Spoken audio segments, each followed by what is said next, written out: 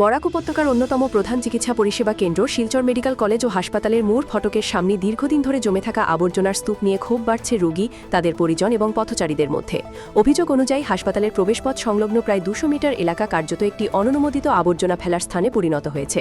Plastic বর্জ্য, পচা খাদ্য সামগ্রী ও নর্দমার ময়লা জমে এলাকা জুড়ে দুর্গন্ধ ছড়াচ্ছে। ফলে হাসপাতালে আসা রোগী ও সাধারণ মানুষকে নাক মুখ ঢেকে চলাচল করতে হচ্ছে। পাশাপাশি মশামাছির উপদ্রবও বেড়েছে। খোঁজ নিয়ে জানা গেছে এলাকাটি শিলচর পৌর নিগমের অধীন। যদিও প্রতিদিন আবর্জনা পরিষ্কার জন্য গাড়ি আসে সেখানে, তবে স্থায়ী ডাস্টবিন বা বর্জ্য সংগ্রহের ব্যবস্থা না থাকায় আশপাশের কিছু পরিবার ও ব্যবসায়িক প্রতিষ্ঠানের লোকজন সেখানেই আবর্জনা ফেলছেন। ভুক্তভোগীদের দাবি, স্থায়ী ডাস্টবিন স্থাপন ও সুষ্ঠু বর্জ্য ব্যবস্থাপনার মাধ্যমে সমস্যার স্থায়ী সমাধান করা হোক। জনস্বাস্থ্য ও হাসপাতালের ভাবমূর্তি রক্ষায় সংশ্লিষ্ট কর্তৃপক্ষের দ্রুত হস্তক্ষেপের দাবি উঠেছে।